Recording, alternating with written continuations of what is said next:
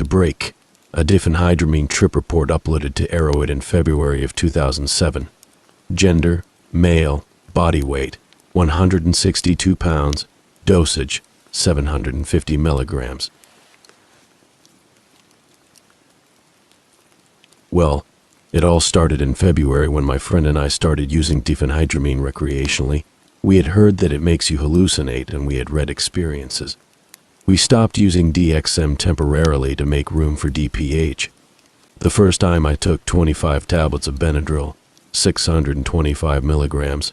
The second I took only 22 tablets, 550 milligrams. The third I took 30 tablets, 750 milligrams. And this time, the fourth time, the last time, I took 30 again. It was a week after spring break. I got home from my girlfriend's house at about 11:20 p.m. I called my friend over, and we slowly downed a little pink pill. We did this in my room since it had a lock and my parents are quite nosy. I took 30. He took 36. He weighs a bit more than me though, so it was about even. I started my stopwatch as soon as we downed the first set of 10. We had all the pills down as my stopwatch passed the 6-minute mark. We had also consumed 2 Cokes each. As crazy as it may sound, a minute after I had all the pills down, I swear I started hallucinating. A hardcover book appeared to be bending in the corner of my eye. I didn't tell this to my friend because he'd think I was stupid, which at times I am. We went for a walk as my stopwatch approached 10 minutes. We disposed all the boxes and wrappers by dumping them in my neighbor's trash can.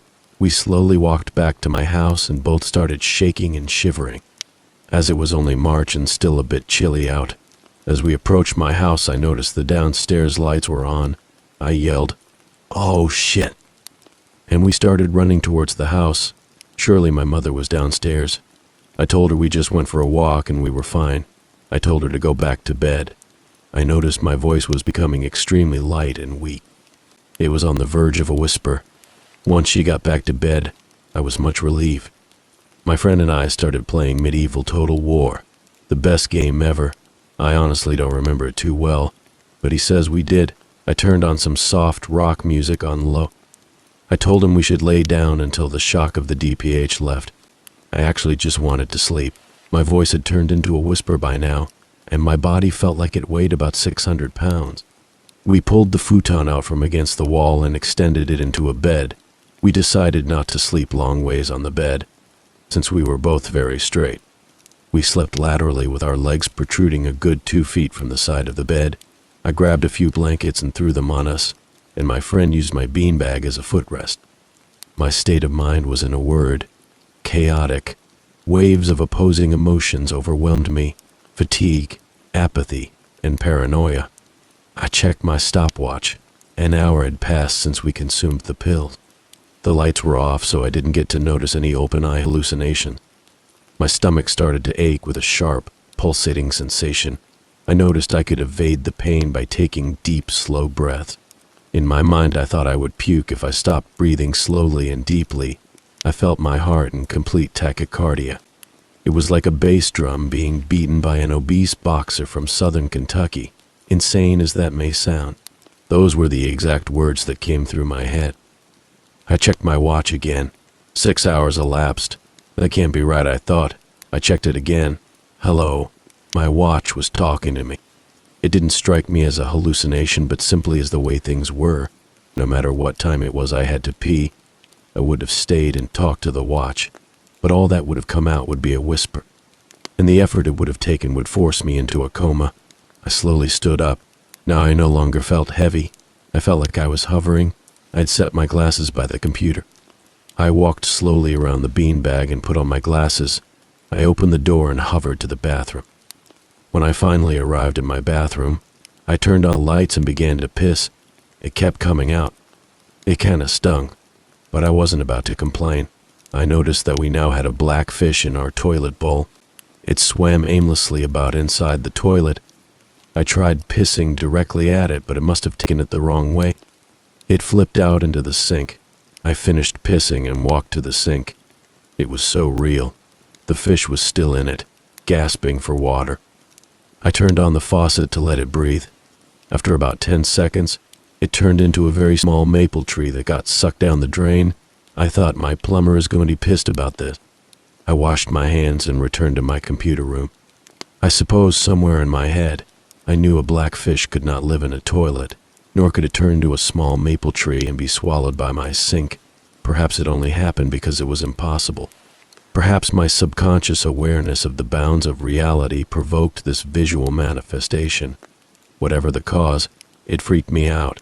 I didn't realize it was a hallucination until I re-entered the computer room, took off my glasses and went back to sleep. Well, I wasn't really sleeping, but that's what I'm calling it. Throughout the night, I continued making voyages to the bathroom and being confronted by open-eye hallucinations such as ants and spiders swarming out of my vents, a gecko on the mirror, a threat note posted on the bathroom door. It was a strange feeling, having to pee constantly, but never being able to do so in peace. My friend announced he was leaving. I looked at my watch. It was 10 in the morning. I said goodbye and walked upstairs. I had to go to a church trip to Des Moines at noon. I walked into the kitchen looking for food. My mom came and told me we needed to talk. I was worried to say the least. I couldn't tell if I was still messed up or not. We wound up sitting on a couch in my upstairs living room.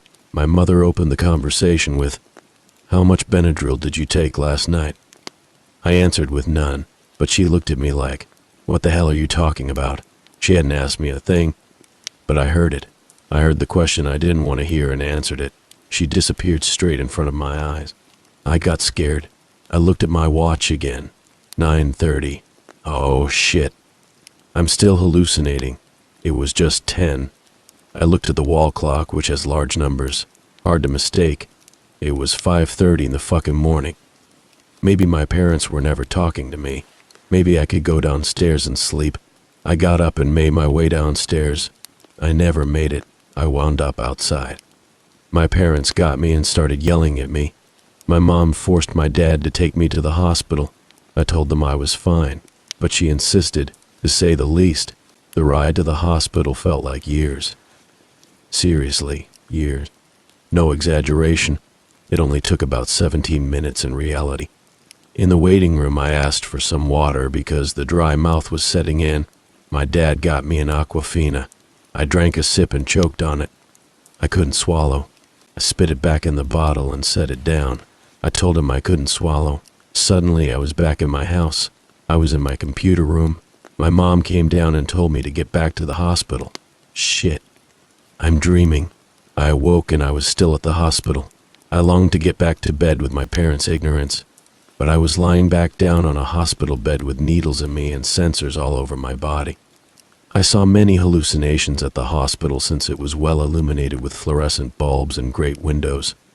At one point, I thought I was in Davenport. It was a horrible trip and I can't wait until we get the hospital bill. Joke. It wasn't even that much fun. No, it wasn't any fun. The only reason I did it was to get hallucinations, which scared the fuck out of me. I still hallucinate today, although this was 9 weeks ago. Just small things, of course. I plan to pick up DXM again sometime this summer. I never will do diphenhydramine again. It sucked. Anyways, good luck to all the trippers and druggies. Keep it real. Keep it safe. Time governs us all.